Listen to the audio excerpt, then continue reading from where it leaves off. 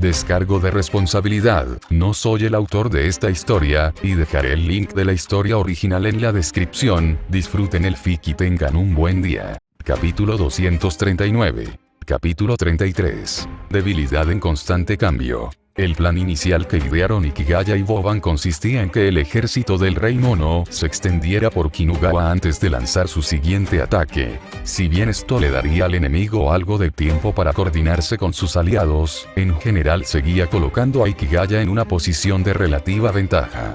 De hecho, la espera resultó incluso mejor de lo que había previsto. Nikko, una ciudad administrativa de Japón, no es muy grande, más bien parece un pueblo pequeño. Sin embargo, existe un dicho que dice, no digas que un lugar es bonito hasta que hayas estado en Nikko. Es un famoso destino turístico ideal para visitar durante todo el año.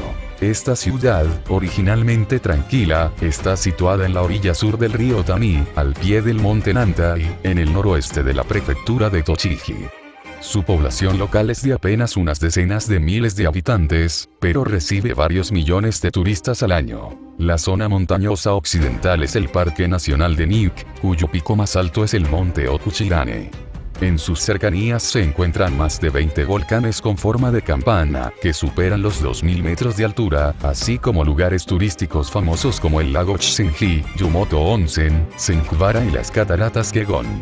Estos son también los lugares a los que descendieron el Gran Sabio y sus aliados. Ikigaya calculó que, para entonces, el Gran Sabio debía haber transformado al menos a cientos de miles de personas. Tal hazaña requería un inmenso poder divino, suficiente para debilitar al Gran Sabio hasta cierto punto. Por lo tanto, cuando el aura de la bestia divina finalmente apareció en Kinugawa, Ikigaya no sintió la necesidad de esperar más. Salió corriendo del hotel primero, siguiendo el aura hasta la Plaza del Mundo de Dbu. La Plaza del Mundo de Dbu es uno de los lugares más famosos de la aldea de Kinugawa Onsen. La plaza está compuesta enteramente por paisajes en miniatura construidos a una escala exacta de 1:25. Incluye 102 reliquias y edificios históricos de todo el mundo, y alberga a 140.000 residentes reducidos a la misma escala, con rostros tan detallados que no hay dos iguales. Poco después de entrar, Ikigaya encontró a su objetivo. Decenas de monos saltaban y jugaban entre los edificios. El antiguo Coliseo romano fue usado como cama y se derrumbó parcialmente bajo su peso. A la Esfinge de Egipto le faltaba la cabeza. El palacio de Buckingham se había convertido en escombros. Los habitantes de estos edificios habían sido brutalmente pisoteados, muchos irreconocibles. Cuando apareció Ikigaya, los ruidosos monos lo miraron con ojos asesinos. Varios monos particularmente agresivos saltaron hacia la posición de Ikigaya, chillando y blandiendo sus garras alargadas y brillantes como metal. Esta vez, el edificio sacrificado fue el pabellón dorado de Kioto. Ikigaya sopló una ráfaga de viento, y algunos monos fueron arrastrados a un estanque, derribando el pabellón dorado junto con sus escombros. En medio de los gritos de dolor de los monos, un rugido provino del cielo. Ikigaya alzó la vista y vio un enorme mono de bronce descendiendo desde lo alto. Con un estruendo ensordecedor, aterrizó, haciendo temblar el suelo con su enorme cuerpo. Este mono medía entre 12 y 13 metros de altura, era musculoso pero con extremidades cortas y gruesas. Se parecía más a un gorila que a un mono. Era evidente que era mucho más fuerte que los demás monos y no tenía aura humana. Era una verdadera bestia divina, probablemente el simio de la montaña de las flores y los frutos que sirve al Gran Sabio en la mitología. En el ejército del Rey Mono, estos simios probablemente actuaban como comandantes de menor rango y no eran objetivos que Ikigaya necesitara separar durante la batalla. Rugido. La aterradora bestia se golpeaba el pecho como un gorila y aporreaba el suelo con fuerza, haciendo temblar la tierra. Luego, cargó contra Ikigaya a una velocidad casi igual a la del viento. Los monos cercanos, transformados de humanos, se dispersaron aterrorizados. La bestia extendió su largo brazo para agarrar a Ikigaya, pero llamas ardientes brotaron del cuerpo de Ikigaya, quemando la mano de la bestia. Al percibir el poder de un asesino de dioses, la bestia intentó huir, pero Ikigaya le bloqueó el paso. De un solo golpe, le cercenó la otra mano y luego le dio una patada en la cara, enviándolo volando en la dirección exactamente opuesta a la que había venido. Los demás monos tampoco escaparon. Fueron ahuyentados y reagrupados por la agresiva persecución de Ikigaya. Entonces Ikigaya activó su poder divino. Una luz intensa brotó de las bocas, narices y orejas de los monos como vapor, fluyendo hacia las manos de Ikigaya. En sus manos, la luz de la vida se extendió como humo, dispersándose en el suelo antes de volver a concentrarse, formando finalmente a varias personas. Eran turistas, todos inconscientes pero vivos. Ikigaya volvió a mirar a los monos, incluyendo a la bestia divina gigante. Todos sus cuerpos se disolvieron como granos de arena. El experimento había sido un éxito. Tal como lo había previsto, la combinación del poder del sol del más allá con la capacidad de absorber la luz y consumir el fuego le permitió rescatar a los humanos transformados, extrayendo su luz vital y aplastar al ejército del rey mono. La divinidad siempre cambiante del gran sabio tiene sus raíces en el antiguo culto a los tótems de animales y plantas. En aquella época, los humanos creían que sus clanes o tribus tenían su origen en criaturas específicas, y el culto y los tabúes asociados a ellas conformaban el totemismo. Esta mentalidad se refleja en mitos posteriores, como en las artes de la transformación, sobre todo en historias de plantas o animales que se transforman en humanos. Sin embargo, dado que el gran sabio también está asociado con el culto a las piedras espirituales y el culto al alma, su poderosa y tenaz fuerza vital hace que sus transformaciones sean aún más misteriosas, mucho más allá de la mera metamorfosis. Ahora Ikigaya podía estar seguro. Esta habilidad podía romperse. Continuó expulsando a los monos que entraban en Kinugawa, rescatando a decenas de turistas. Estos afortunados, liberados a tiempo del control del dios, no recuperarían la conciencia pronto, pero sin duda estaban a salvo. Ikigaya informó a los hechiceros que debían ir a rescatar a la gente y luego se dirigió hacia Nick. Sus 3 compañeros ya habían partido. En 5 minutos, Ikigaya encontró rastros dejados por la manada de lobos. Los siguió y, después de media hora, vio al ejército demoníaco que una vez había arrasado Europa. Cientos o miles de lobos gigantes corrían entre ellos, con las figuras de los 3 asesinos de dioses apenas visibles. Estas no eran todas las tropas de Boban. Si Ikigaya recordaba bien, el anciano aún tenía un ejército de muertos vivientes. Se lanzó contra el ejército de lobos. Los lobos gigantes se apartaron para dejarle pasar, permitiéndole llegar hasta sus compañeros. Más tiempo del que pensaba, dijo Boban, evaluándolo. Es raro que una gran escena nos reciba con los brazos abiertos. ¿Para qué perder el tiempo con actores secundarios? Los grandes logros pueden venir de actores secundarios, respondió Ikigaya, y luego señaló a un lobo gigante que estaba a su lado. ¿Puedo tomar prestado uno para montarlo? Tengo algo bueno para derrotar al ejército del rey mono, pero necesito tiempo y espacio. Eso no es nada. Déjame a mí los lobos. Tú solo presume para nosotros. Capítulo 34. El comienzo de la transformación. El hecho de que el anciano hubiera recurrido a sus lobos no se debía a que alguien quisiera holgazanear, sino a que necesitaba concentrarse plenamente para lograr una transformación de tal magnitud.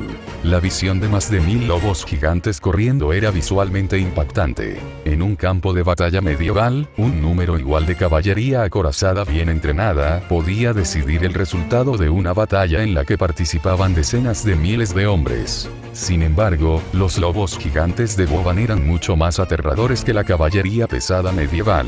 Si alguien hubiera lanzado esta manada de lobos gigantes a la batalla de Kursk durante la Segunda Guerra Mundial, podrían haber pisoteado a esos más de 1 millón de enemigos de rostros pálidos hasta convertirlos en restos inservibles. Ahora, Ikigaya iba montado a lomos de uno de esos lobos gigantes. Estas criaturas tenían aproximadamente el tamaño de caballos, pero montarlas era muy diferente. Se sentía como estar sentado en un barco pirata salvaje. Estos lobos parecían no tener ni idea de lo que era correr normalmente. Ante la menor provocación, saltaban decenas de metros de altura, y si no se veían obligados a desviarse, solo corrían en línea recta. Cuando Ikigaya divisó los edificios que rodeaban la ciudad de Nikko, finalmente vio a las bestias divinas con aspecto de simio. Tal como Ikigaya sospechaba, estas criaturas gigantes parecidas a gorilas eran los comandantes de base del ejército de monos de la montaña de las flores y los frutos. El gran sabio igual al cielo no se molestaba en dar órdenes a cada mono. En cambio, dirigía sus fuerzas terrestres a través de estas bestias divinas con aspecto de simio. Cuando la manada de lobos apareció en una esquina a las afueras del pueblo, docenas de estas bestias divinas con aspecto de simio saltaron de entre la jungla de edificios. Detrás de ellos, decenas de miles de monos surgieron como una ola gigante de los huecos entre los edificios, reuniéndose bajo el liderazgo de estas bestias divinas, para enfrentarse a la manada de lobos que se aproximaba. Mientras las bestias divinas simios rugían, deslumbrantes luces multicolores de arco iris se alzaron entre el ejército de monos. En medio del resplandor centelleante, sus cuerpos se volvieron más fuertes y metálicos. Decenas de bestias divinas con aspecto de simios se transformaron en guerreros de hierro, con la apariencia de monstruos gigantes de una película de fantasía, y se encontraban al frente del ejército de monos, mirando con fiereza a la manada de lobos que se aproximaba. Como simple espectador, a Ikigaya le resultaba difícil comprenderlo. Que las bestias divinas luchen en grupo no debería significar literalmente que se abracen hasta la muerte al verse, ¿verdad? Porque estos monos parecían estar preparándose para formaciones de batalla igual que los humanos. Mientras Ikigaya reflexionaba sobre esto, la manada de lobos de Boban también reaccionó. Los lobos gigantes comenzaron a cerrar filas, y gradualmente formaron formaciones compactas y ordenadas. Al parecer, no solo los monos, sino también los grandes perros habían aprendido a ser astutos. Al mismo tiempo, sus cuerpos aumentaron aún más de tamaño. Si momentos antes eran como caballos de la pradera, ahora su tamaño rivalizaba con el de los búfalos salvajes. Esto hizo que Ikigaya quisiera prenderles fuego a sus colas solo para ver qué pasaba. Pero a pesar de su curiosidad, no estaba dispuesto a dejar que ambos bandos se destrozaran de inmediato. Si todo quedaba reducido a pedazos esparcidos por el suelo, Ikigaya se vería obligado a refrescarse en el cementerio solo para evitar el agotamiento. Por cierto, la montura que Ikigaya había elegido era muy entusiasta y corría siempre al frente. Esto significaba que, cada vez que levantaba la vista, podía ver el rostro fiero del guerrero de hierro. Sin embargo, esta vez, el rugido del guerrero de hierro no fue más que un viejo aliento de mal olor y nada más. Su luz vital se convirtió en alimento para Ikigaya, nutriendo el primer halo radiante del sol naciente. Buda dice: cuando hables de pollos, no hables de civilización, tú, yo, él. Más afeitado, menos ese es un buen monje, dijo Ikigaya, viendo cómo el guerrero de hierro se convertía en polvo ante él, y luego proclamó en voz alta al ejército de monos que tenía delante: tengo menos pelo que vosotros, y aún puedo montar perros, así que primero tenéis que escucharme. Entonces empezó a hablar: voy a lucirme, vamos, todos en fila, levanten las manos y no se muevan. Desafortunadamente, nadie, o no, ningún mono le hizo caso. En realidad, ningún lobo hizo caso. Cada uno estaba a lo suyo.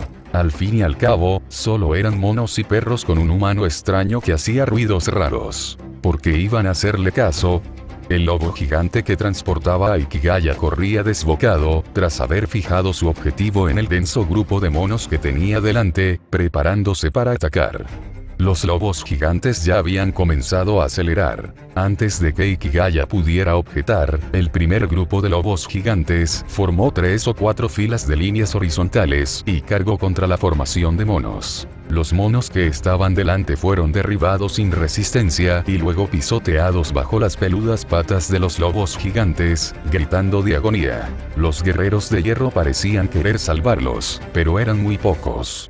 Aquellos que se quedaron en pie, lanzando rugidos bestiales en lugar de huir, fueron inmediatamente superados y despedazados por la manada de lobos. Por supuesto, en el proceso, más de 100 lobos gigantes se convirtieron en polvo a causa de los desgarros y pisotones de los furiosos guerreros de hierro. El único grupo que no sufrió ninguna baja fue la manada de lobos de Ikigaya. Eliminó en un instante a todos los guerreros de hierro que le bloqueaban el paso. Tras derribar a una docena de filas de monos, Ikigaya finalmente sintió que el ímpetu de la manada de lobos disminuía, lo que lo alegró y lo preparó para llevar a cabo un rescate.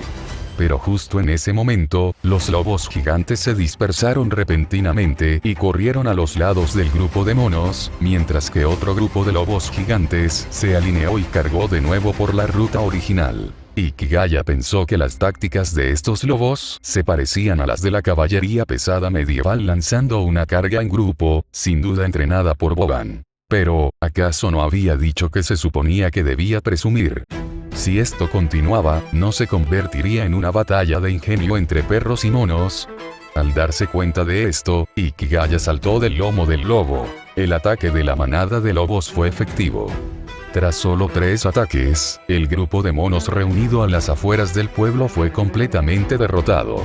Una vez eliminados todos los guerreros de hierro, los monos restantes perdieron prácticamente toda posibilidad de reagruparse. Esto le brindó a Ikigaya una gran oportunidad.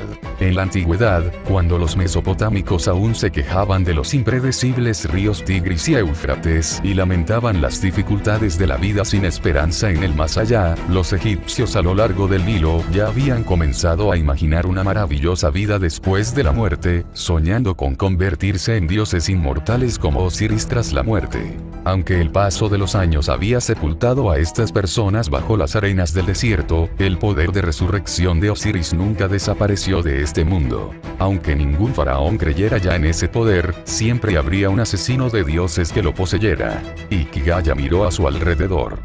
Frente a él, monos en un caos absoluto corrían desbocados en todas direcciones. Detrás y a ambos lados, los lobos gigantes dispersaban continuamente a las manadas de monos, impidiendo que se reagruparan.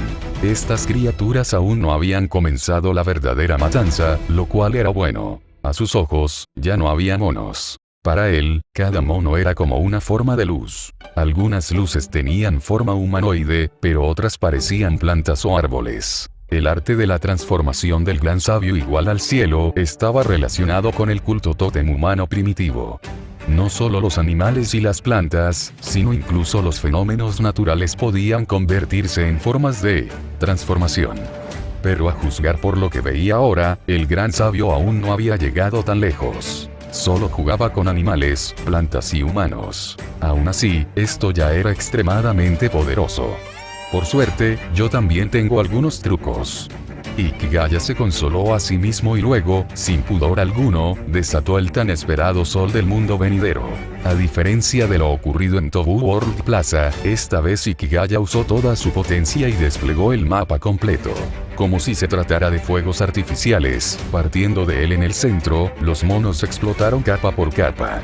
Las densas luces vivientes se volvieron tan sustanciales, que rodaron por el suelo como un maremoto. Cada explosión hacía estallar a un gran grupo de monos, que no podían esquivar a tiempo. A medida que más y más monos quedaban atrapados en la explosión, este mar de vida se volvía cada vez más feroz y peligroso. En este mar, comenzaron a aparecer cada vez más entidades. La mayoría eran humanos, pero también había animales y plantas, aunque estos últimos superaban ligeramente en número a los primeros. Había árboles comunes a los lados de la calle, diversos tipos de hierba, incluso plantas en macetas. Todas cosas que el gran sabio había convertido en monos. Esto hizo que Ikigaya se diera cuenta de que la magnitud del ejército de monos del gran sabio superaba con creces lo que él y Boban habían previsto. Sin embargo, en ese momento, eso no le impediría devolver a ese ejército de monos, ya derrotado, a su forma original. Capítulo 35. Contemplando la montaña divina. Mientras Ikigaya Hachiman purificaba las afueras de la ciudad con la luz de la vida, el amo de los lobos demoníacos también se acercaba. Los 4 matadioses habían elegido cada uno su propia ruta y estaban explorando el despliegue del enemigo. Sin embargo, gracias a que Ikigaya aprovechó la movilidad de los lobos, pronto tuvo la oportunidad de reunirse con Boban. La luz sagrada más brillante del cielo y de la tierra ya había iluminado el firmamento y el horizonte hasta convertirlos en una nebulosa totalidad, y todo ello se reflejaba plenamente en la mirada del demonio del mal de ojo del rey lobo. «Has madurado desde la última vez», dijo Boban sin poder evitar elogiarlo, mientras contemplaba la tierra envuelta en el resplandor de la vida. Cuando conoció a Ikigaya, ya había visto ese poder, pero en aquel entonces, Ikigaya solo podía usarlo para absorber la luz circundante o robar la vida de otros. La exhibición de hoy fue completamente diferente. Boban no temía al ejército del gran sabio igual al cielo. Su propio poder era especialmente efectivo contra grupos de enemigos. Pero ni siquiera él pudo borrar la huella del gran sabio igual al cielo del plano de la vida misma y restaurar todo a su estado original como Ikigaya sí pudo. Sin embargo, este era precisamente el estilo que Boban conocía de Ikigaya Hachiman, un poder extraño nacido de la combinación de fuerzas naturales salvajes y energía vital sagrada. Por supuesto, al enfrentarse a una alianza de 4 deidades, ni siquiera un matadioses como Boban pudo contenerse y demostrar sus magníficas habilidades. Sobre todo porque encontrarse con 4 dioses herejes simultáneamente era un espectáculo que nunca había presenciado en su larga vida, y semejante escena grandiosa debía disfrutarse plenamente. El ojo maligno de Boban brillaba con una luz verde lúgubre y aterradora. Este poder era letal sin parangón contra seres inferiores a dioses y asesinos de dioses. Si Boban lo deseaba, podía extender el alcance de la salación al ámbito de la visión espiritual. Para un asentamiento humano como este, podría eliminar instantáneamente toda la vida que hubiera en su interior. Incluso la que estuviera oculta en lo profundo de los edificios de la superficie o en los espacios subterráneos sería inútil. Pero tras reflexionar un poco, el antiguo matadioses retiró el poder que estaba a punto de activar. Eso no estaría bien. Si iba a atribuirse una muerte, debería ser la de otro. Atacar a un joven al que respetaba le pareció incómodo. Mejor tomar otro camino. Así pues, retiró el poder de su ojo demoníaco y transmitió su voluntad a las mentes de todos los lobos gigantes, incluidos aquellos que originalmente estaban con Ikigaya, quienes ahora ya no los necesitaban. Era hora de que volvieran a estar bajo su mando. Tras haber unido a las 2 manadas de lobos, Boban abandonó temporalmente el impetuoso mar de vida que se extendía ante ellos y condujo a los lobos corriendo en otra dirección. Poco después de su partida, el mar de la vida comenzó a colapsar y a retroceder. Donde la luz se desvaneció, innumerables criaturas yacían esparcidas caóticamente, turistas, residentes del pueblo, animales domésticos y salvajes, en medio de una pradera verde compuesta de hierbas y plantas. Ikigaya pasó por encima de ellos con ligereza y entró en el pueblo. Al retirar su poder, sintió que Boban y los lobos se alejaban, pero comparado con las ventajas obtenidas esta vez, era algo que podía permitirse ignorar. El retorno de la fuerza vital fue abundante. El sol del más allá había elevado su método de combinar el poder natural y la energía vital a un nuevo nivel. Este recipiente podía contener perfectamente estas 2 fuerzas. Poco después de entrar en el pueblo, Ikigaya percibió fuertes maldiciones provenientes de otras direcciones. Se sentía el aliento de los espíritus de las plantas, una energía de espada afilada e inigualable, y truenos y relámpagos que oscurecían el cielo. Todo esto había sido planeado de antemano. Primero someter la ciudad y luego usarla como base para conquistar a los dioses que residían en las montañas circundantes. Aunque algunos detalles parecían triviales o innecesarios, dado que se trataba de un festín excepcional, un poco de orden para realzar el sabor no suponía ningún problema. Ikigaya no iba a quedarse atrás. Desató el mar de luz una vez más. Bajo el poder de la luz y el fuego devoradores, su sol del más allá se fortaleció. Ni las bestias divinas simios ni los dioses monos transformados pudieron resistir la luz del más allá y cayeron, revelando sus verdaderas formas. La técnica de transformación del gran sabio era ahora completamente ineficaz. En el centro del pueblo, los 4 matadioses aparecieron casi simultáneamente. Ikigaya vio al Boao avanzar rodeado de plantas enormes, a Donji irradiando llamas como luz ardiente y a Boban moviéndose con su manada de lobos en medio de la lluvia de relámpagos. Sin duda, se trató de una contienda llena de demostraciones de poder ostentosas. Por el contrario, Ikigaya, al haber retirado su luz vital, parecía el más ordinario y el menos ostentoso. Los 4 matadioses finalmente se reunieron en el centro del pueblo y comenzaron a contar cabezas. No, miraron en dirección al pueblo. Ikigaya echó un vistazo a los caminos por los que habían venido los 3 y pensó sinceramente: los promotores inmobiliarios japoneses deberían aprovechar la oportunidad y hacerse ricos. En efecto, asesinos de dioses como él, que tenían un buen sentido de la moral pública y eran conscientes de la importancia de conducir con seguridad, eran escasos. No hacía falta analizar detenidamente la trayectoria de Boban. Ya estaba claro que iría directamente al campo de batalla para una venta rápida. Doni empleó un poder que Ikigaya jamás había visto. Aquella luz no era una llama, sino tremendamente poderosa. Distinta de la fuerza cortante del pasado, más bien una fuerza repulsiva. Todo aquello que chocaba con la espada de Doni era misteriosamente repelido o hecho añicos. Anteriormente, Ikigaya había visto como un edificio se convertía repentinamente en escombros ante Doni, y este ni siquiera había blandido su espada. Luao había llegado hasta el final con la técnica de liberación de madera, pero el efecto era muy inferior al reino de los árboles representado en el manga. No parecía una simple técnica, sino más bien su poder inherente. Estos tres magnates de la demolición eran completamente amigos del sector inmobiliario. Al mirar hacia atrás, Ikigaya sintió profundamente la densa e inseparable luz de la humanidad y la moralidad dentro de sí. Pensó para sí mismo que él era verdaderamente el modelo de asesino de dioses. Si todos los asesinos de dioses fueran como él, el mundo estaría lleno de luz y amor. Todos, hagamos un trato, dijo Ikigaya con seguridad, sintiendo que nunca había hablado tan alto, seguramente porque tenía razón. Podemos evitar derribar edificios al azar. Eso no está bien.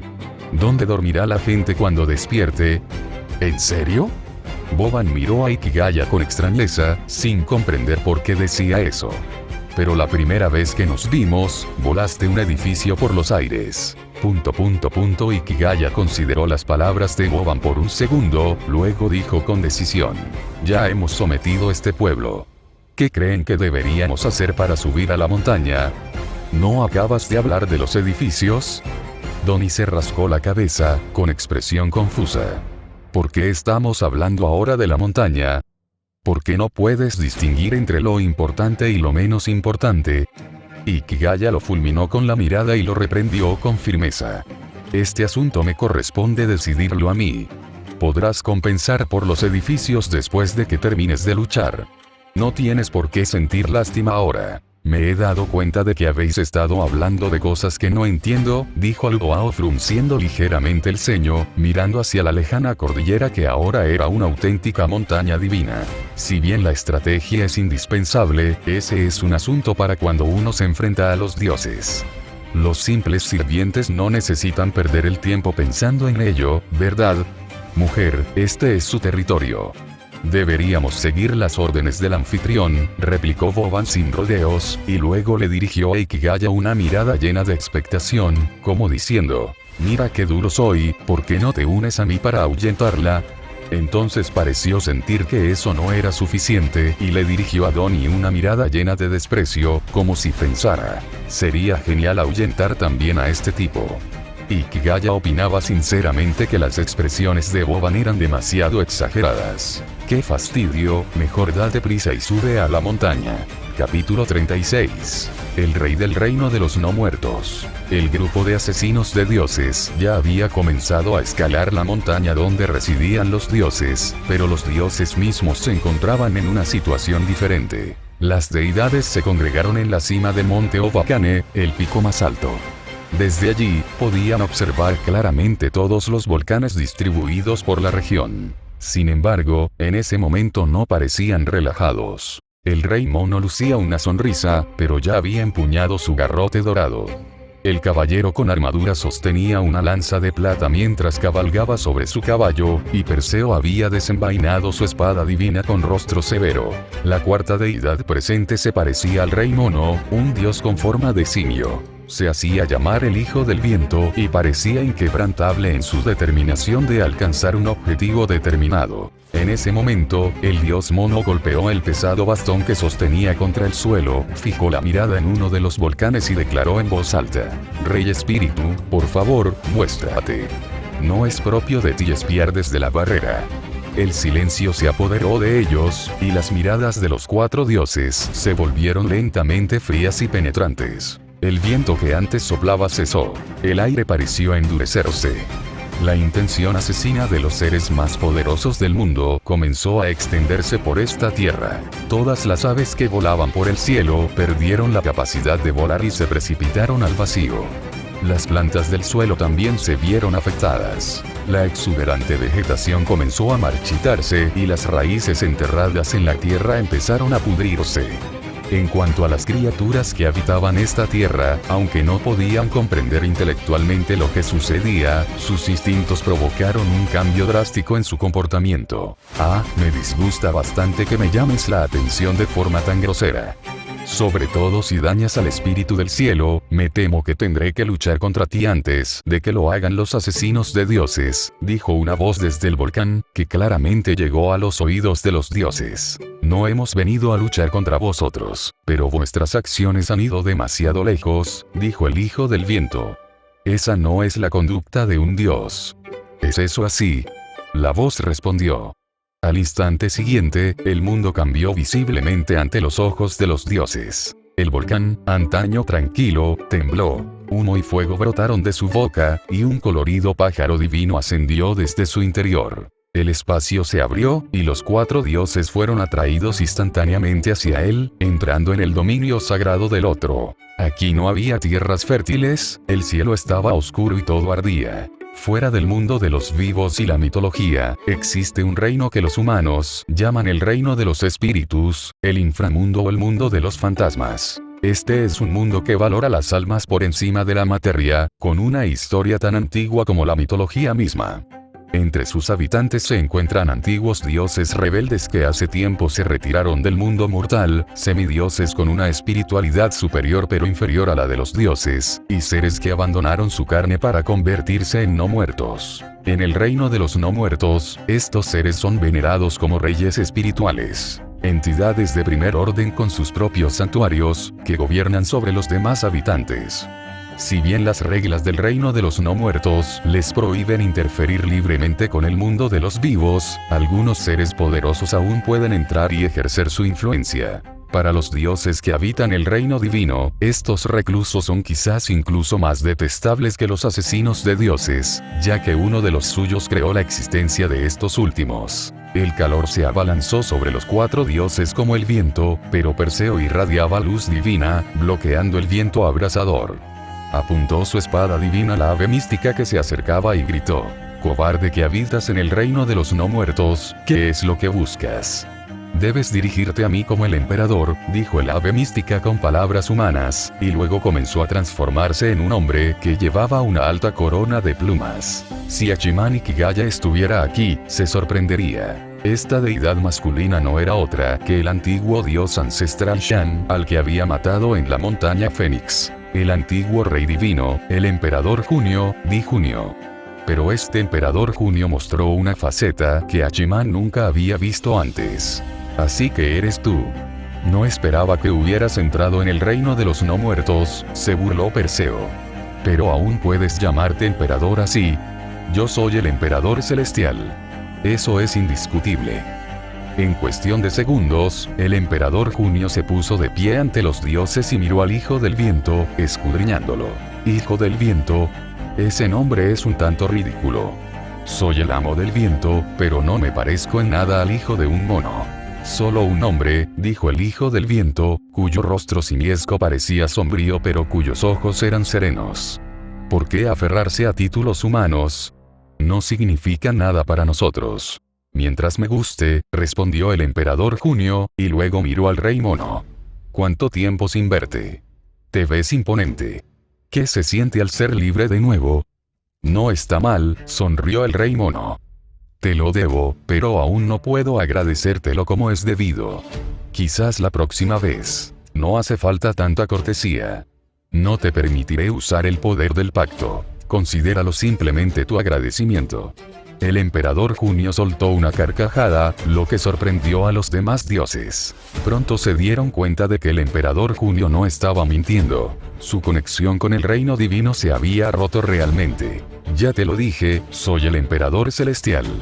Semejante hazaña es algo natural para mí, se burló el emperador Junio, claramente complacido por su tardía reacción. En comparación, los otros 3 dioses parecían sombríos, excepto el rey mono, que pronto recuperó su habitual actitud indiferente. Está bien. Si lo devolvemos, esto se solucionará, dijo Perseo primero, demostrando rápidamente su intención. blandió su espada divina, cargada de energía solar, hacia el rostro del emperador Junio. Pero, al ser también una deidad solar, el emperador Junio desvió fácilmente el golpe. Incluso mis enemigos saben que no deben atacar a la cara, dijo el antiguo emperador celestial. ¿Así que te estás poniendo del lado de nuestros enemigos?, preguntó Perseo con malicia. Careces de la dignidad de un rey divino. No me extraña que fueras derrotado y necesitaras ser rescatado por el ancestro divino, se burló el emperador Junio, y luego se volvió hacia el rey mono. ¿No te resulta agotador estar con alguien así? Ah, no hay problema, respondió el rey mono con sinceridad. Nunca me cayó bien. Nunca se molestó en acicalarme el pelaje. No creo que nadie haría eso por ti. ¿Acaso alguien te ha querido por eso? Sí, lo hay. El chico que te gusta. Aunque no me acicala el pelaje, es muy cariñoso y se preocupa por mí incluso durante la batalla. Tal afición. Los ojos del emperador Junio se abrieron de par en par, pero antes de que pudiera preguntar más, el niño del viento se interpuso entre él y el frente. Emperador Junio, si le gusta ese nombre, lo llamaré así. Pero su charla con viejos amigos termina aquí. La mirada serena del hijo del viento se aguzó. ¿Por qué unirse a los asesinos de dioses? Decidiré si escucho la propuesta de Perseo según su respuesta. Oh, ¿he oído mal? ¿Me estás dando órdenes? El emperador Junio fingió sorpresa. Antes de que el hijo del viento pudiera responder, su expresión se volvió fría. Miró a Perseo y al caballero y dijo: no tengo por qué darle explicaciones a un mono. Si quieres usar el poder del pacto, despiértalo rápido. Hasta entonces, lucha contra los asesinos de dioses con tu propio poder. Tras hablar, su cuerpo se transformó en nubes de fuego, y el ardiente lugar de otro mundo se hizo añicos y desapareció ante los 4 dioses. El rey mono permaneció sereno, el hijo del viento pensativo. La expresión del caballero estaba oculta por su casco, pero pareció suspirar. El apuesto rostro de Perseo ya no mostraba ira, sino sorpresa. Una idea verdaderamente descabellada, les dijo a sus compañeros. Tal vez, asintió el hijo del viento. Pero esto explica por qué le entregó su poder a una asesina de dioses, y quien probablemente sufre las consecuencias es esa bruja, no nosotros.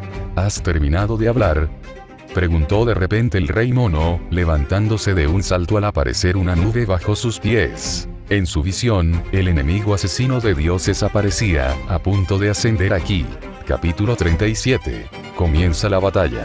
Lógicamente hablando, como uno, o mejor dicho, un grupo, de matadioses a punto de enfrentarse a un grupo de dioses, los primeros deberían estar muy contentos y ansiosos. Sin embargo, Ikigaya y los demás no ascendieron al monte Aobayama con ese ánimo. La razón era sencilla. Cuando los matadioses escalaban la montaña y rompían las defensas del ejército de monos con diversos movimientos vistosos, planeando hacer una entrada triunfal como un tipo apuesto antes de que comenzara la batalla, de repente grandes bandadas de pájaros cayeron inesperadamente sobre ellos como una lluvia. En realidad, que cayeran pájaros no importaría, pero si se tratara de un montón de pájaros incontrolables defecando por todas partes, eso sí sería realmente asqueroso. Boban afirmó que, en toda su vida, era la primera vez que usaba su poder divino para resistir los excrementos de los pájaros.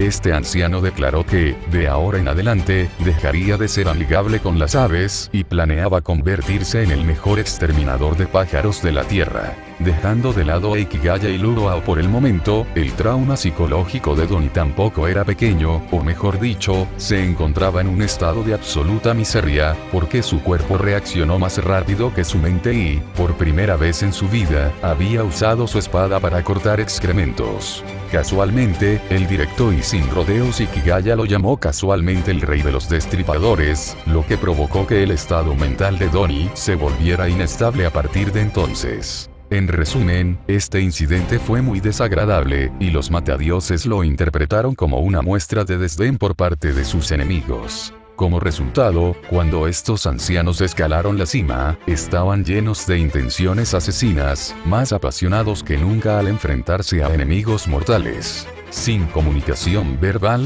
los 4 matadioses lanzaron sus ataques simultáneamente al ver a sus oponentes. Ikigaya saltó, destrozando con un puñetazo las nubes propicias que se encontraban bajo los pies del gran sabio igual al cielo y bloqueando el golpe con el bastón de este último dirigido a sus costillas. Luao apareció inmediatamente ante otro dios Mon usando su hechicería, desatando sus 12 palmas del fénix volador y creando imágenes residuales mientras luchaba contra la deidad armada. En comparación, los estilos de Boban y Doni parecían más toscos. Al ver a Perseo, Doni encendió inmediatamente el aura de su espada, mientras que Boban se transformó en hombre lobo y esquivó el ataque preventivo del dios caballero, para luego girarse y dejar una impactante mancha de sangre en la montura del oponente con una garra. En general, los dioses no esperaban que los matadioses atacaran sin previo aviso. A excepción del silencioso dios caballero que tomó la iniciativa primero, las otras 3 deidades fueron tomadas un tanto por sorpresa.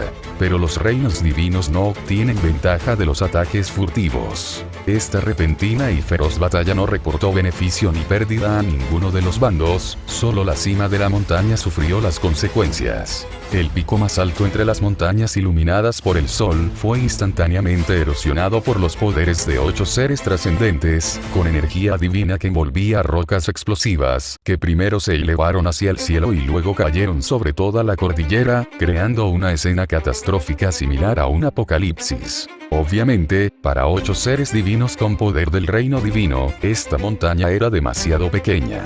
Al ver esto, Ikigaya frunció el ceño, esquivando el enérgico golpe con el bastón del gran sabio, y giró como el viento, volando hacia otro pico. «Oye, matadioses, ¿a dónde vas? ¿Intentas escapar?» El gran sabio lo siguió inmediatamente, montado sobre las nubes, gritando todo el camino. Ikigaya lo ignoró y simplemente voló, agitando el viento y lanzando piedras y otras cosas a su paso. Para garantizar suficiente potencia, añadió algunos elementos adicionales, como las llamas de Set, etc. Desde atrás se oyó un clamor caótico. Presumiblemente no solo el gran sabio, sino también otros, o los dioses, resultaron heridos. Para ser honestos, dejando de lado a los dioses, los pocos matadioses que había hoy eran bastante sensibles a que les cayera algo encima. Ikigaya pensó que los sonidos de las bofetadas, que provenían del lado del Luao parecían mucho más fuertes. «Uy, lo siento», pensó para sí mismo. Si Luao le preguntara más tarde, simplemente diría que fue culpa del mono. Un mono lanza piedras a otras piedras, es perfectamente razonable, no hay problema. Poco después, apareció ante nosotros un volcán con forma de campana, y Ikigaya descendió. Pero justo cuando sus pies tocaron el suelo, y antes incluso de que pudiera saludar al lugar, un agudo sonido de aire siendo cortado le perforó los oídos. Este maldito mono no tenía paciencia, ni siquiera le daba un momento para darse la vuelta. Ikigaya utilizó su agilidad y su agudo oído para esquivar varios golpes de bastón, mientras que el suelo bajo sus pies se hacía añicos, esparciendo rocas y creando hoyos cada vez más grandes. ¿Estás jugando al juego de golpear topos?, preguntó enfadado. «Déjame decirte algo primero».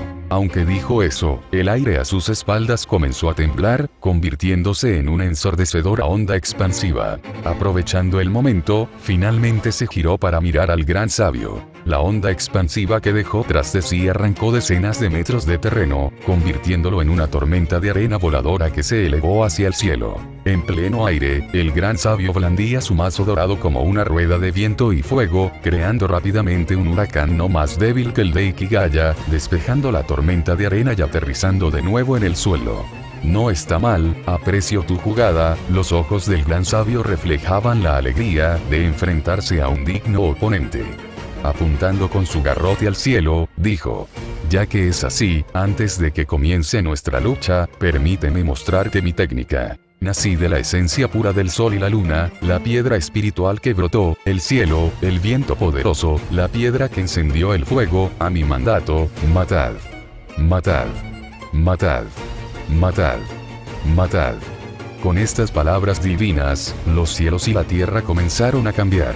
El cielo se oscureció, el aire se agitó violentamente, se levantaron vientos huracanados y la tierra tembló. Al instante siguiente, la tierra se vio inundada por rugidos ensordecedores, mientras innumerables meteoritos caían desde más allá de los cielos, y en medio de la tormenta aparecieron sombras de piedra. Enormes rocas que habían permanecido ocultas bajo tierra y que de repente se elevaron hacia el cielo. Todos resplandecían con la luz del fuego, volando hacia Ikigaya.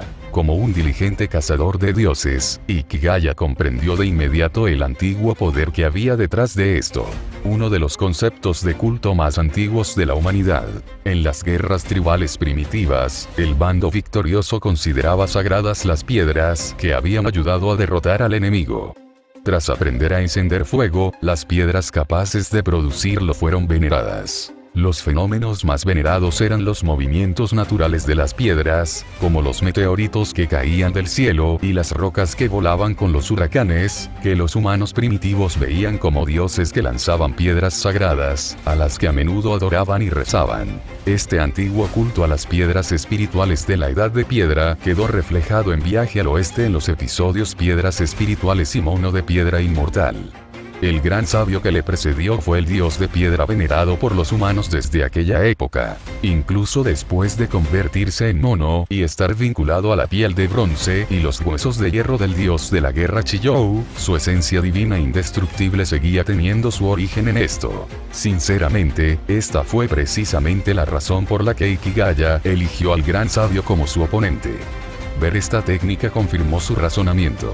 Frente a la horda de piedras, Ikigaya esbozó una sonrisa pícara. «Buen mono. Toma mi hora ahora», gritó, desatando con toda su fuerza el poder de inundación del antiguo rey del inframundo y el poder sísmico del rey de la tierra. El poder de la inundación extinguió el fuego divino, mientras que el poder sísmico, capaz de destruir todos los poderes de la tierra, destrozó los meteoritos y las piedras gigantes protegidas por la fuerza divina. La tormenta de Set absorbió los escombros, convirtiéndolos en el poder de Ikigaya, quien lo devolvió sin piedad al gran sabio.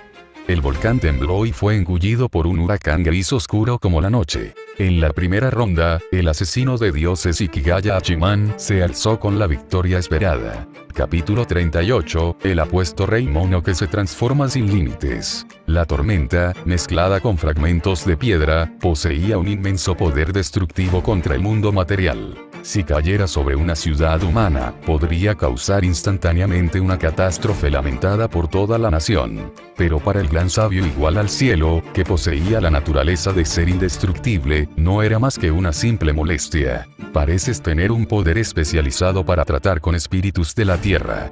La voz del gran sabio seguía tan clara como siempre en medio de la tormenta, y parecía que su visión permanecía intacta. Prueba de ello era el arma divina que, según los mitos, empuñaba para sembrar el caos en el cielo, aniquilando a incontables soldados celestiales, generales, demonios y monstruos, el Rui Jinguban. Atravesó todos los obstáculos y apareció precisamente ante Ikigaya. Esta arma reflejaba a la perfección sus atributos divinos en la mitología: indestructibilidad y transformaciones infinitas. Aunque Ikigaya estaba preparado, este ataque lo dejó atónito.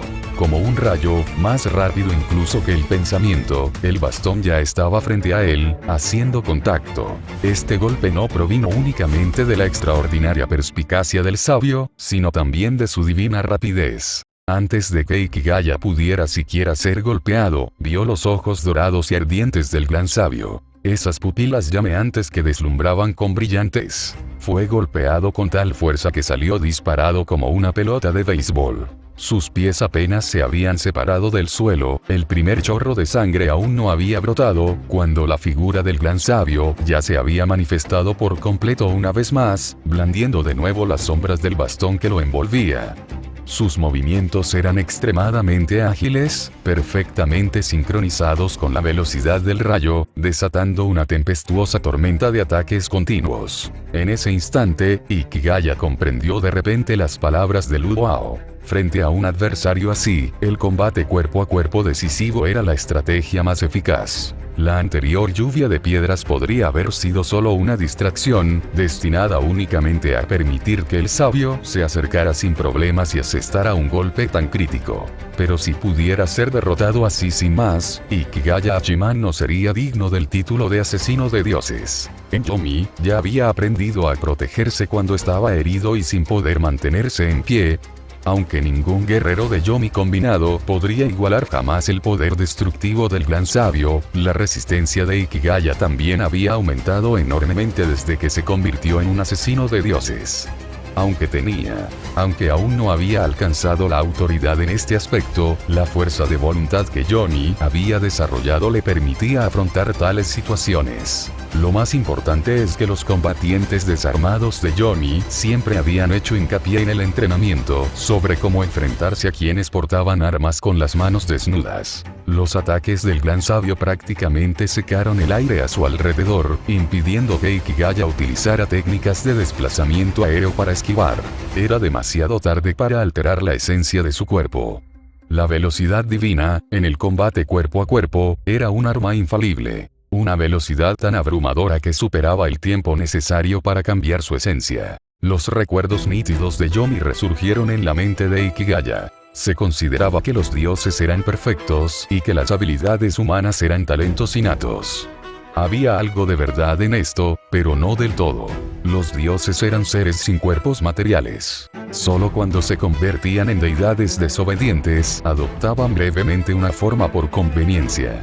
Comparados con los humanos, cuando ambos tenían el mismo nivel de poder, los asesinos de dioses tenían mayor ventaja en el control y uso del cuerpo. Esta era una de las principales ventajas que tenían los matadioses contra los dioses herejes, al menos para aquellos matadioses con experiencia en artes marciales. Todos y cada uno de los ataques del gran sabio alcanzaron a Ikigaya, pero en cierto modo ninguno logró el efecto deseado. Ikigaya empleó hasta la última gota de su habilidad, minimizando el daño de cada golpe. Finalmente, aprovechó una oportunidad. Cuando el gran sabio asestó el golpe final, Ikigaya se dispersó como un viento violento. Pero inmediatamente después, se reformó a una velocidad aún mayor en otro lugar. El gran sabio también poseía imágenes míticas de culto al alma. Aunque no está demostrado si realmente poseía tales poderes, su potencial destructivo contra las transformaciones de la forma natural sería inmenso. Viaje al Oeste contenía numerosas historias sobre la búsqueda de la inmortalidad. El sabio había vagado hasta los confines del mar y viajado hasta los extremos de la tierra, buscando la manera de alcanzar la inmortalidad para escapar de los reyes llama. La búsqueda de las escrituras surgió del deseo del emperador Taizong de obtener la vida eterna a través del budismo. Durante el viaje, incontables demonios codiciaron la carne del monje Tan, todo con el fin último de alcanzar la inmortalidad. Estas historias eran elaboraciones artísticas de antiguos arquetipos del culto al alma. El culto al alma nació del deseo de la humanidad de trascender las limitaciones del mundo material, de alcanzar una existencia libre a través del tiempo y el espacio. Este poder se expresó mediante el concepto del alma, siendo el cuerpo simplemente su recipiente y forma externa. Los antiguos mitos chinos sobre la transformación después de la muerte, la deificación tras la muerte y los viajes espirituales oníricos encarnaban esta visión del mundo. Si el gran sabio realmente poseyera tal habilidad, entonces cuando Ikigaya transformara su cuerpo en fenómenos naturales, los ataques del sabio serían mucho más letales que cuando lo atacaba en forma humana. Para ser honesto, Ikigaya acababa de recordar esto, y un sudor frío le recorrió el cuerpo al recordar cómo se había transformado antes en viento y olas. Por suerte, el mono aún no había activado la velocidad divina en aquel entonces. Pensándolo bien, el método de Kusanagi Godou no era para nada malo. Siempre hay que empezar sellando primero la divinidad del dios. Con este pensamiento, Ikigaya decidió que era hora de desatar a su bestia contra el mono. Había que admitir que las frenéticas técnicas con el bastón del gran sabio eran feroces, dejando a Ikigaya ensangrentado y con los huesos doloridos como si estuvieran rotos. Temía no poder participar en combates demasiado intensos durante un tiempo. Para entonces, la tormenta en los cielos se había disipado, deshecha por los implacables golpes del sabio. Junto a Ikigaya, comenzó a formarse un torbellino. Donde soplaba el viento, la humedad se evaporaba, las piedras ardían al rojo vivo y la bestia de sed comenzaba a emerger. Al ver esto, el gran sabio cesó momentáneamente sus ataques, mirando fijamente con sus ojos dorados de fuego. De repente, sonrió. Casi lo olvido. Todavía tengo algo interesante. De su boca escupió una luz dorada que aterrizó y se transformó en una chica. Ikigaya miró atentamente. Marilla Ikari. Ja. Así que estaba escondida aquí. La habilidad de esta chica es muy interesante. Todas las sacerdotisas que me han acompañado estos días poseen poderes similares, pero esta chica es especialmente poderosa. Puede serme de gran utilidad. Dicho esto, el cuerpo del gran sabio se encogió hasta convertirse en un hilo dorado que se clavó en la oreja de Ikari. Al instante siguiente, Ikari abrió los ojos. Se habían convertido en ojos dorados de fuego, y su ropa se transformó en la antigua armadura china del sabio. Esto servirá perfectamente, dijo el gran sabio, que ahora habitaba el cuerpo de Ikari, con tono alegre. Continuemos. Te mostraré mis artes de transformación. Dicho esto, miró a su alrededor. Todo aquello que fue tocado por los ojos dorados y ardientes comenzó a cambiar. Cualquier ser que pudiera considerarse vivo se transformaba en bestias divinas simiescas, mucho más feroces y poderosas que las que Ikigaya había visto antes. Abrieron sus fauces ensangrentadas, aullando mientras rodeaban a Ikigaya. La baba goteaba de sus bocas, corroyendo el suelo como un ácido corrosivo. Pero ese no fue el final. Incluso las cosas inanimadas comenzaron a transformarse en fenómenos naturales. Truenos, vendavales e incluso lluvia. Las intensas lluvias formaron rápidamente torrentes de olas suspendidas por todas partes. El gran sabio saltó y se puso de pie sobre las aguas. Esto ya no era meramente arte de la transformación. Ikigaya había pensado que tal poder, para los dioses y los asesinos de dioses, no era más que una molestia. Pero ahora, en manos del gran sabio, era mucho más aterrador. Al confiar en ello, podía desatar un poder destructivo aún mayor, tal como lo había hecho con la tormenta anterior de Ikigaya, solo que ahora, estos fenómenos naturales estaban completamente bajo su control. Ese estilo de batalla superaba por completo las expectativas y la imaginación de Ikigaya. En silencio, se concentró en curar sus heridas, ignorando a las decenas de miles de monos salvajes que lo rodeaban.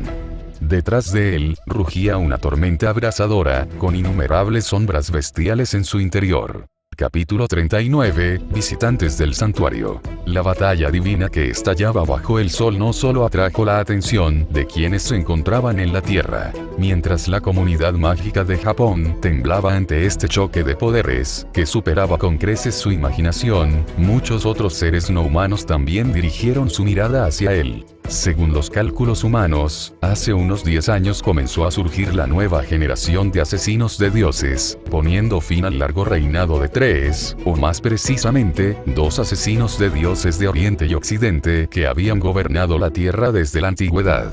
Primero llegó Alexander Gascoigne, luego John Pluto Smith, seguido unos años más tarde por Salvatore Doni y, más recientemente, Ikigaya Hachiman.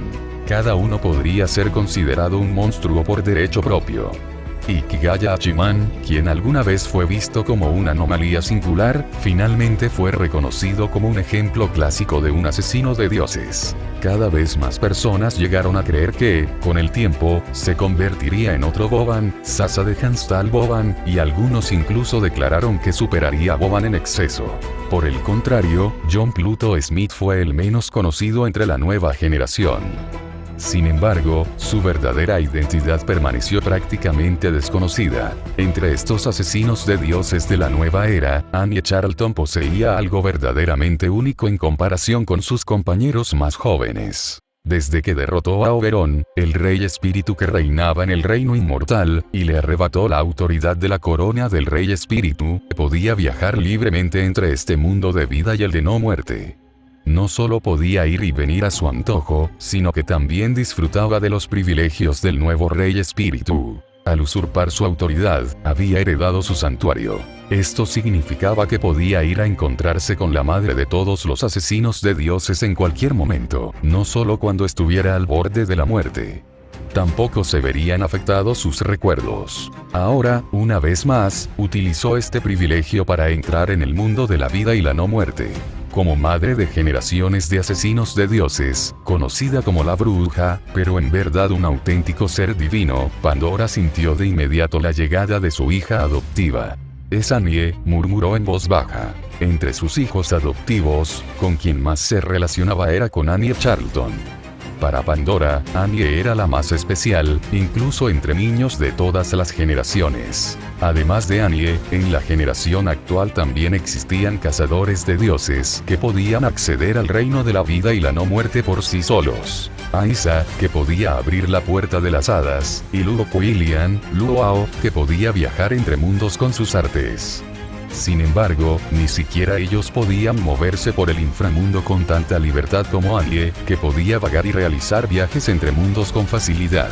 En cuanto a otro niño, Ikigaya Hachiman, él también era excepcional a su manera. Pandora ni siquiera podía estar segura de cuánto tiempo más sería su madre. Solo sabía que el final llegaría algún día, y que tal vez no sería con la muerte de Ikigaya. Ikigaya Hachiman ya era un verdadero dios humano. No solo era el hijo adoptivo de Pandora, sino también el hijo divino de Dijunio y Atenea. La esencia de su vida ya trascendía el reino de los cazadores de dioses. Probablemente él mismo no era consciente de ello. Una vez que una persona así se despojara de las limitaciones de la carne, se convertiría instantáneamente en uno de los reyes espíritu del reino inmortal, y con la oportunidad suficiente, incluso podría llegar a ser uno de los dioses. Por supuesto, aún era demasiado pronto para decir tales cosas. Aquí, en el inframundo, el espíritu y el alma importaban más que la materia y la carne. Esa era su ley. Al desplazarse por este mundo, uno no dependía de las piernas ni de los vehículos, sino que construía en la mente el lugar al que deseaba llegar. Era un mundo sin relación alguna con los largos viajes a pie. El viajero no confiaba en el cuerpo, sino en el espíritu. Sin embargo, también existían tierras prohibidas a las que no se podía llegar de forma instantánea. Para alcanzar esos lugares, había que trasladarse a un punto cercano y luego, como en la Tierra, caminar paso a paso. Annie se encontraba ahora en ese viaje. Como poseedora de un santuario, ella también era una reina espiritual, y se dirigía hacia el dominio de otro rey espiritual. Bañada por una luz solar deslumbrante, caminó en silencio a través de un desierto interminable, abrazado por el calor como una visión del infierno. Este santuario no llevaba mucho tiempo establecido. Solo en su núcleo se podía apreciar su verdadera forma, pero el poder del Señor ya irradiaba con la suficiente amplitud como para impedir que cualquier rey espíritu lo cruzara sin obstáculos. En ese instante, una mariposa amarilla revoloteó junto a Smith. «Podría ser que estés de camino a la batalla, Annie. ¿Eres tú, madre?» Incluso en el inframundo, Annie seguía teniendo la apariencia de John Pluto Smith. Esta terquedad era otro rasgo que la distinguía de los demás asesinos de dioses. Esta mariposa que pronunciaba palabras humanas no era, por supuesto, un insecto común. Nada en el inframundo era común. Había sido enviada como mensajera de la madre adoptiva de todos los asesinos de dioses. Annie, que se había reunido con ella muchas veces, lo reconoció de inmediato y respondió con voz alegre. «Tal como usted dice, tengo intención de visitar el territorio del nuevo rey». «Ah, ese sí que es un lugar problemático», dijo la diosa a través de la mariposa.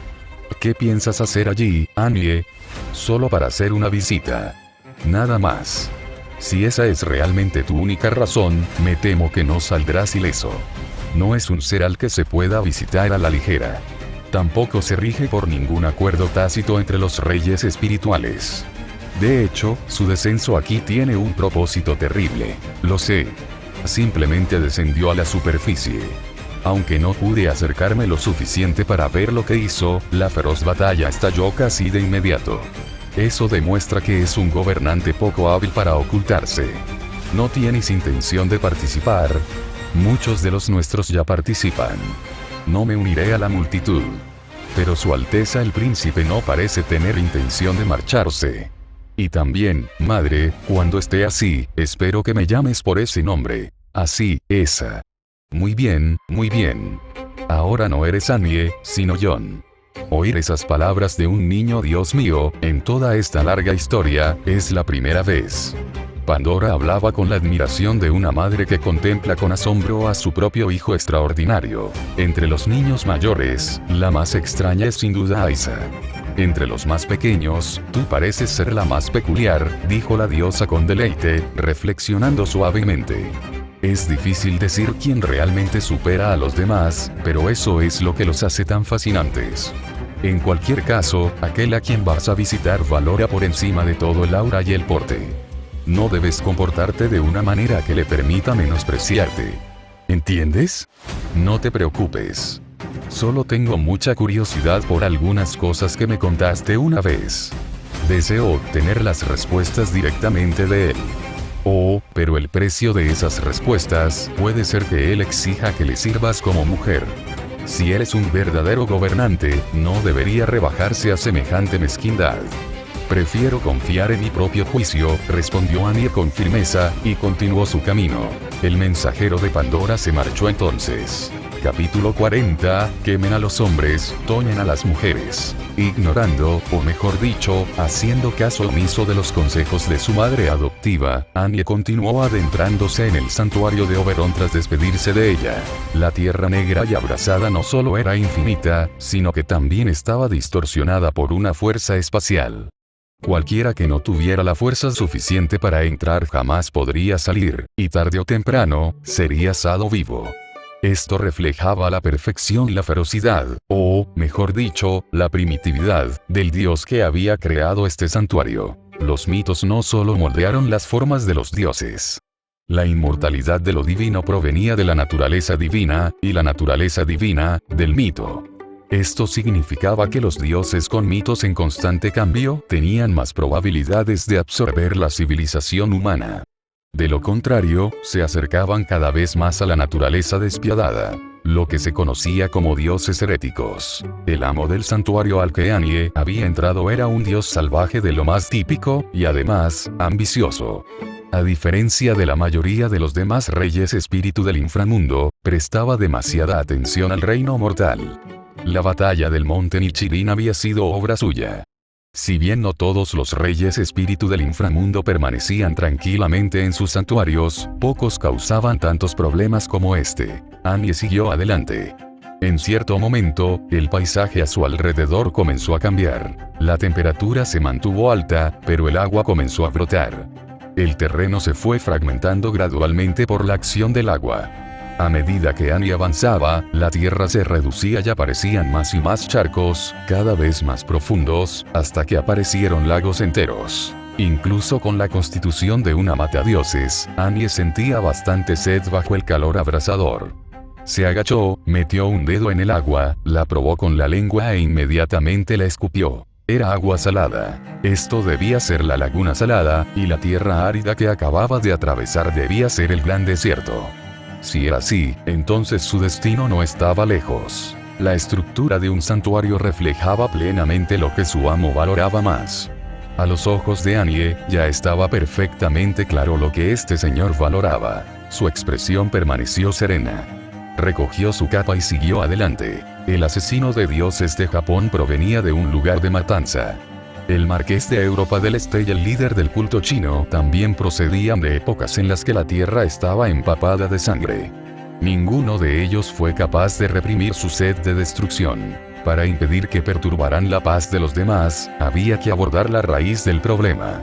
Aunque no se encontraba al otro lado del océano, puesto que ahora pisaba esta tierra, Annie sentía que podía actuar igual que en su tierra natal. El agua a su alrededor creció hasta que ya no se veía tierra firme. El cielo se había teñido de rojo sangre, como si estuviera en llamas, y las nubes brillaban como lenguas de fuego. El mundo que rodeaba a Annie se había convertido en un océano.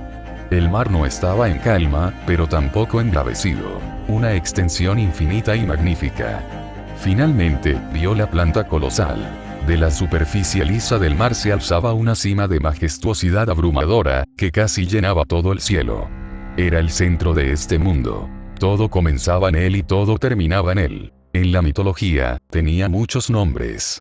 Antiguamente se la consideraba la morada del emperador celestial, y se la conocía como el monte Tokou. Más comúnmente, se la conocía como Jianmu, Fusan, Fumu, Panmu o Fumu, también con diferentes caracteres. Todos estos nombres se remontan a los antiguos árboles de ella chinos, los árboles sagrados que conectaban el cielo con el hombre. A medida que Anie se acercaba, el árbol divino se hacía más nítido. Su inmensidad era imperceptible para el ojo humano. De hecho, no podía percibirse de ninguna manera humana. Solo podía construirse en el inframundo y solo podía observarse mediante métodos propios de ese mundo. La luz misma de este mundo provenía de ella. 10 aves divinas doradas, formadas enteramente de llamas, se turnaban para elevarse desde sus ramas inferiores, ascender hasta el punto más alto, luego descender de nuevo, sumergirse en el mar, solo para emerger al otro lado. Un ciclo interminable de ascenso y descenso. Sus ramas y hojas ondulantes se extendían más allá del alcance de la vista. Sin la autorización especial de Anie, jamás habría podido acercarse. Aquí, la luz y el fuego eran indistinguibles. Solo porque Anie era a la vez un rey de las hadas y una asesina de dioses podía soportar este resplandor sagrado. Anie se detuvo. Ni siquiera ella podía ir más allá. Pero ella no había venido aquí para trepar a los árboles. Aclarando su garganta y ahuyentando el calor de su cuerpo, gritó en voz alta: «Divino Rey, le ruego que me conceda una audiencia». Ninguna respuesta. Ni siquiera los 10 grandes pavos de fuego de las escrituras le prestaron atención. Pero a Anie parecía no importarle. Obstinadamente, llamó una y otra vez. Su voz resonaba bajo el árbol divino, completamente fuera de lugar en este mundo. Finalmente, cuando gritó una vez más, algo pareció responder. Los 10 pájaros de fuego que estaban en el árbol interrumpieron su ciclo interminable de ascender al cielo y zambullirse en el mar. En cambio, todos giraron la cabeza hacia ella al unísono. Sus miradas ya no estaban vacías como antes, sino vivaces, casi poseídas. En sus ojos, Anie vio todo tipo de miradas. Violentas, serenas, frías, penetrantes, profundas. ¡Qué ruidoso!, gritó el pájaro posado en la copa del árbol. Miró a Anie con ojos furiosos. ¿Acaso no ves que estamos ocupados aquí? Su mirada era especialmente penetrante. Ojos como relámpagos, como los de una águila hambrienta. «Ah, un polluelo», dijo otro pájaro con una mirada profunda y penetrante. Acababa de salir del agua y miraba fijamente las partes íntimas de Anie. «Décimo hermano, ¿estás ciego? ¿Cómo puede ser que alguien tan fea sea una chica? El ciego eres tú. ¿No me crees? Baja volando al agua y compruébalo tú mismo. ¿A quién le importa si es hombre o mujer? Agárralo y averígualo. Si es hombre, quémalo. Si es mujer, abusa de ella hasta que llore». «Espera, ¿no dijo papá que se suponía que iba a haber un mocoso? ¿Es este?». La bandada de pájaros de fuego se peleó ruidosamente justo delante de Anie. Sin embargo, por mucho que maldijeran o por muy groseramente que hablaran de lo que le harían, sus traseros no se movieron ni un ápice. Esto obligó a Anie a reprimir, por el momento, su impulso de simplemente dispararles a todos esos gamberros alados. «Deseo ver a tu padre», declaró de nuevo, ignorando sus obscenas provocaciones, con la voz resonando con fuerza. «Sin público. Sin hombres», gritó el pájaro en lo más alto. En ese momento, aún irradiaba calor profusamente para satisfacer las necesidades del mundo. Y en cuanto a las mujeres, las feas tampoco están permitidas. Entonces, ¡zas!, recibió un golpe repentino que casi le hizo golpearse la cabeza contra su propia entrepierna. Sacó la cabeza bruscamente con un PFF, luego se giró y rugió. «¿Quién? ¿Quién me golpeó? Hermanos, vamos, ¿eh? Ah, padre, has vuelto». A ojos de Anie, el pájaro mostraba una gama absurda de expresiones para una criatura con una sola cabeza, pues a su lado, en algún momento desconocido, se encontraba un hombre apuesto que lo miraba con furia. Capítulo 41. La consulta que no pudo continuar. Anie tuvo que admitir que el dueño del monte Tok'o era muy diferente de lo que se había imaginado. Por supuesto, tal vez no estuviera muy familiarizada con la mitología china, pero su carrera como cazadora de dioses siempre la había hecho creer que, con la arrogancia de la divinidad, ni siquiera un dios subordinado debería haber sido tan descontrolado. Bueno, eso es decirlo suavemente. Dejando de lado todo lo demás, esas 10 bestias ancestrales llamadas cuervos dorados, bastante famosas en la mitología china, no le parecían tan feroces. Simplemente eran despreciables. Y entonces, uno de esos cuervos dorados, que no paraba de hablar sin filtro, fue arrojado al regazo de un antiguo dios enfurecido que había aparecido.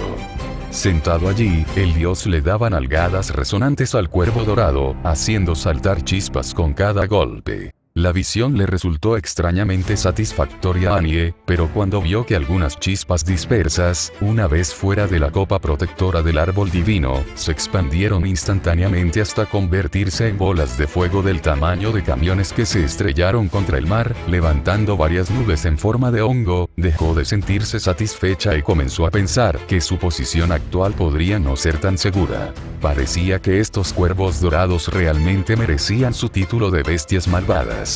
O tal vez fue precisamente por su comportamiento totalmente desvergonzado que, a pesar de ser aves divinas solares, terminaron siendo retratados como villanos en la mitología. Aún así, la familia del árbol claramente no le prestaba atención.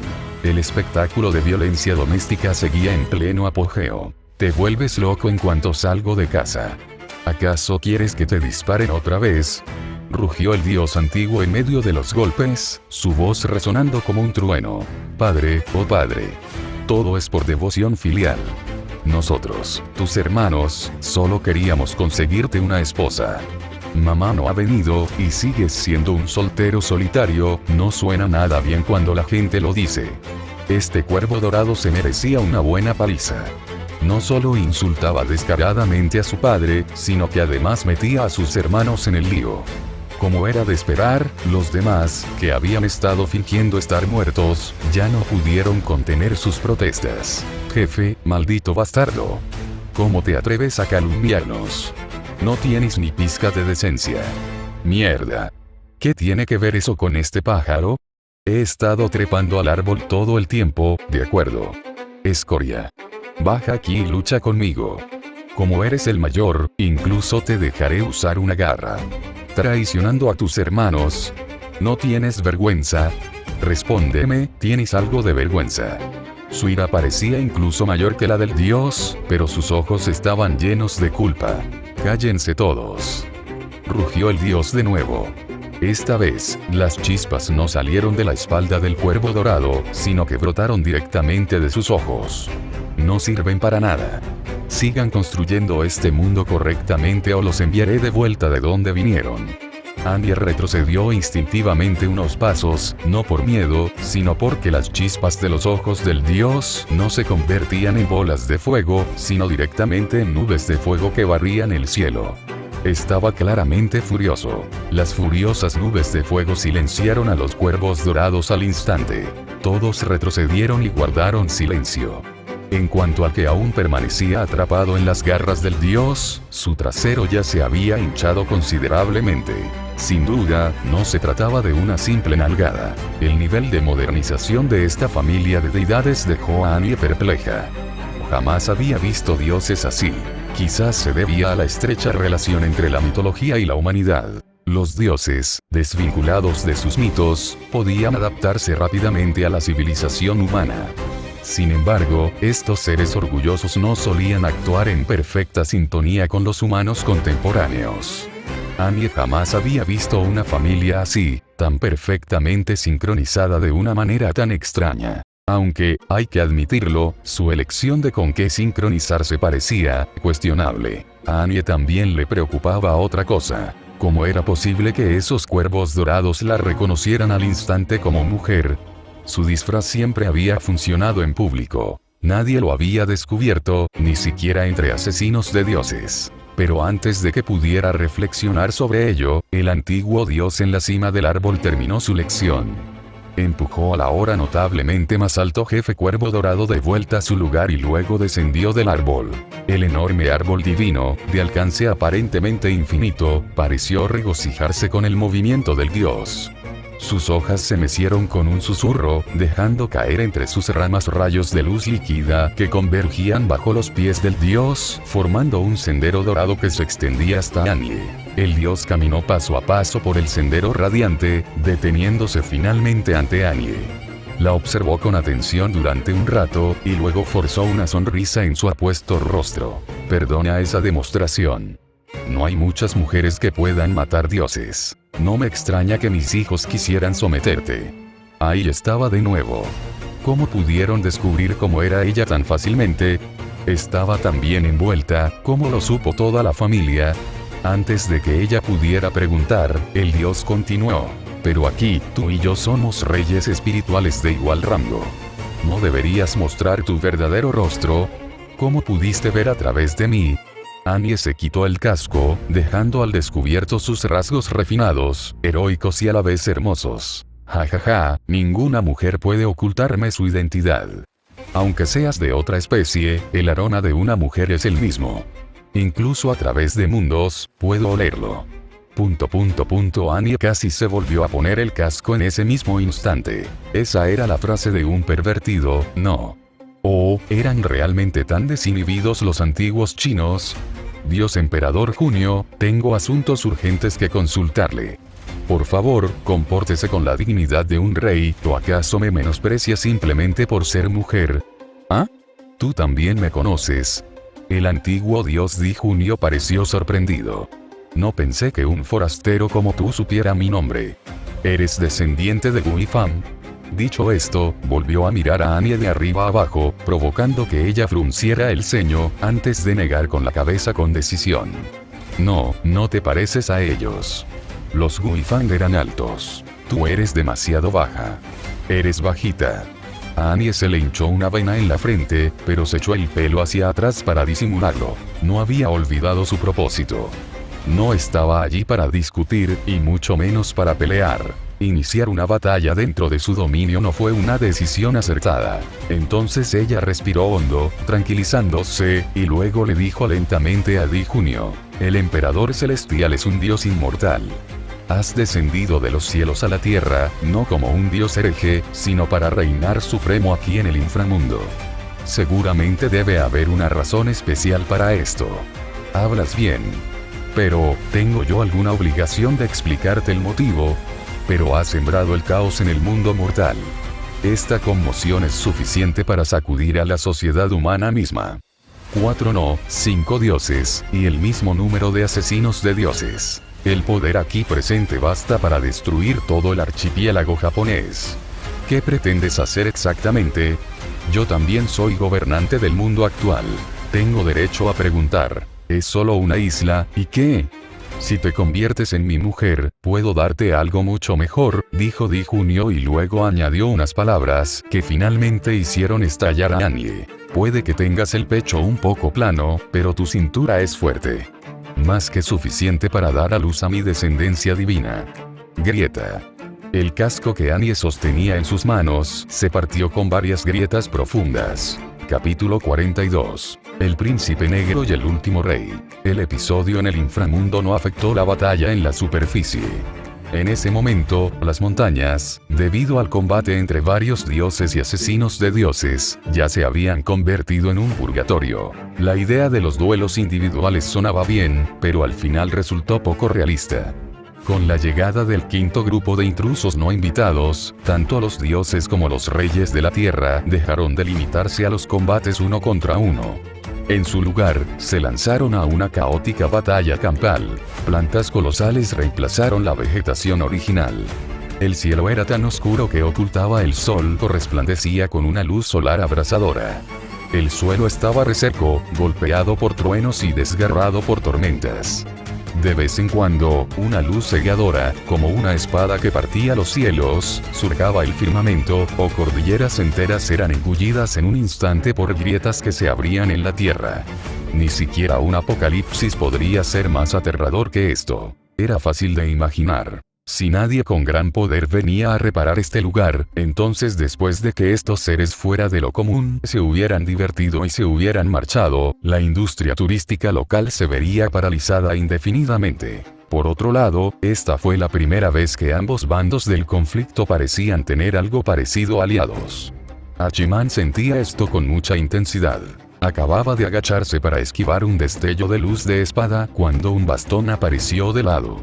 Antes de que pudiera esquivarlo, una palma de jade apartó el bastón, que fue recibido de frente por la espada de Doni, que casualmente salió disparada desde el flanco. Devolviendo el favor, Hachiman se puso en movimiento rápidamente para interceptar al gran sabio igual al cielo, que apareció repentinamente detrás de Lu Buao.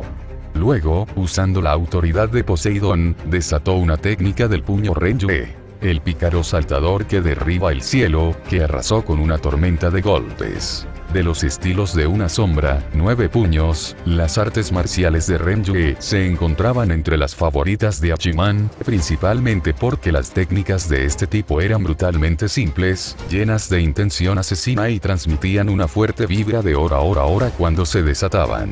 Hachiman lanzó una ráfaga de puñetazos y, bajo el efecto de su autoridad, el pícaro saltador que derriba el cielo, que sostenía en sus manos se transformó en una apisonadora aterradora e inigualable. Todo lo que el gran sabio igual al cielo había manifestado con sus transformaciones quedó destrozado, obligando al mono a retirarse con el Rui Jinguban en alto en defensa. Sinceramente, en esta etapa, a Hachiman ya no le importaba cómo obtener autoridades. Lo que sentía, a cada instante, era que se estaba volviendo más fuerte, mucho más que nunca. Eso le resultaba incluso mejor que obtener una nueva autoridad. En el instante en que cesó su ráfaga de puñetazos desenfrenados, el gran sabio ya había desaparecido, reemplazado por un dios del sol envuelto en una capa blanca. Los oponentes cambiaban constantemente, tanto dioses como asesinos de dioses. El hombre que tenía delante era claramente Perseo de las obras originales. A estas alturas, Hachiman ya podía reconocerlo. Pero este Perseo no se parecía en nada a la apuesto figura de la televisión. Su otrora imponente capa estaba rasgada por la mitad. En su rostro se apreciaba la gran huella de una bofetada. Hachiman supuso que había sido Lu Buao, dada la evidente marca de una mano de mujer. Y lo que es aún más gracioso, sus pantalones estaban rasgados hasta la mitad de los muslos, dejando al descubierto sus piernas peludas, que lucían 2 hileras de marcas de dientes. Eso debió ser obra de Boban. Hoy, Hachiman realmente amplió sus horizontes. Descubrió que el viejo muerde durante las peleas. Al menos la mitad del ataque Jumping Rascal Overturning de esquí rampaje de Hachiman había impactado en Perseo, dejando al supuestamente guapo con una expresión retorcida y desagradable. Ahora, al ver a cualquier asesino de dioses, sus ojos se volvían rojos como la sangre y atacaba salvajemente. Hachiman lo entendió. Si hubiera sido él quien se enfrentara a oponentes tan desvergonzados, también se habría vuelto loco. Si Boban hubiera mordido un poco más arriba, Perseo ya no sería un dios varón, sino un dios eunuco. Seguramente, no tendría la cara para revivir esa parte de sí mismo delante de todo el mundo. La espada divina del dios del sol desató tajos a velocidad divina, llenando cada rincón de la visión de Hachiman. La densa tormenta de luces de la espada cayó sobre todos sus puntos vitales como una galaxia en colapso. Normalmente, Hachiman habría dado el visto bueno a esos efectos especiales. Pero ahora mismo, incluso si fueran estrellas de verdad, las haría pedazos. El poder destructivo capaz de incinerar todo se concentró instantáneamente en sus palmas. Al mismo tiempo, invocó su autoridad para absorber la luz y devorar el fuego al máximo. Inhaló profundamente y la galaxia que caía se atenuó. En ese preciso instante, la atravesó con un golpe de palma, abriendo un enorme agujero en la galaxia. En un abrir y cerrar de ojos, sus llamas de destrucción consumieron toda la luz de la espada. Entonces, saltando a través del mar de fuego, se lanzó hacia adelante para perseguirlo, solo para descubrir que la figura que tenía delante se había transformado una vez más en un hombre pájaro muy familiar.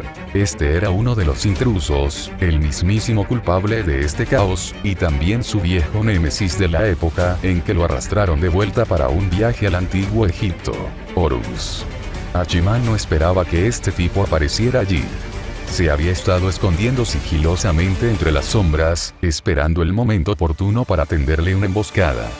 De no ser por otro intruso del bando de los asesinos de dioses que hacía lo mismo, Horus podría haberlo logrado. Otra vez tú, maldito pájaro. Maldijo Hachiman, pero no aminoró el paso. Caminó a grandes zancadas directamente hacia la cabeza del dios. ¡Qué arrogancia, pequeño asesino de dioses! En aquel entonces, solo confiando en mi poder lograste derrotar a Set. Horus giró su cabeza de pájaro para esquivar el pisotón y luego picoteó hacia abajo con su pico.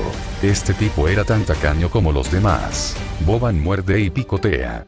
Pero Hachiman ya había notado un extraño rayo que se cernía de forma antinatural entre la tormenta de truenos tras Horus. E inmediatamente retrocedió. Efectivamente, el extraño rayo giró bruscamente y golpeó a Horus en la cabeza, esparciendo plumas por todas partes. Al instante siguiente, el relámpago se condensó en un joven con traje. Su rostro permanecía inexpresivo mientras miraba a Horus, pero sus ojos reflejaban claramente enfado y disgusto. Como uno de los cazadores de dioses intrusos, Hachiman ya conocía el nombre de este hombre. Alexander, el mismo que aquel caballero de la historia famoso por sus batallas en el ejército. Donnie lo llamaba el Príncipe Negro. Hachiman recordaba que era un cazador de dioses de Gran Bretaña. No se esperaba que su primer encuentro fuera así. De hecho, si este tipo no hubiera utilizado aparentemente una autoridad para contener ligeramente los poderes de los 5 dioses y los 5 asesinos de dioses, las montañas de Nico ya habrían sido completamente destruidas. Pero aquello fue solo un respiro temporal. La autoridad del Príncipe Negro parecía emanar de una deidad ligada a la tierra. Cada vez que Hachiman usaba la autoridad de Poseidón, interfería con el poder del otro. A este paso, incluso si las montañas no se derrumbaban en la batalla, acabarían colapsando accidentalmente bajo los golpes de Hachiman. Y el Príncipe Negro pareció darse cuenta de ello también. Tras atacar a Horus con un rayo, no lo persiguió. En cambio, se volvió hacia Hachiman. Rey de Japón, lamentamos este tipo de reuniones. Pero no me importan las formalidades. Olvídese por ahora de tomar el poder. Concentremos nuestra fuerza en expulsar a un dios. De lo contrario, mucha gente morirá. De acuerdo. ¿Con quién crees que deberíamos empezar? Hachiman asintió de inmediato sin dudarlo. La situación ya había superado con creces sus expectativas. Todos sus planes anteriores se habían desmoronado. Con 5 dioses y 5 asesinos de dioses en el campo de batalla, incluso él podía sentir la gravedad de la situación. Si esto continuara, todo el este de Japón se vería afectado. Comencemos con el menos involucrado en esta batalla. La mirada del Príncipe Negro recorrió el campo de batalla y se fijó en un dios mono, distinto del gran sabio, que luchaba furiosamente contra Luoao. Ese. Por el bien del último rey, no luchará hasta la muerte. Lee por adelantado, 60 capítulos, apoyándome en buimeacoffee.com/varietlocoffee y eduritinks.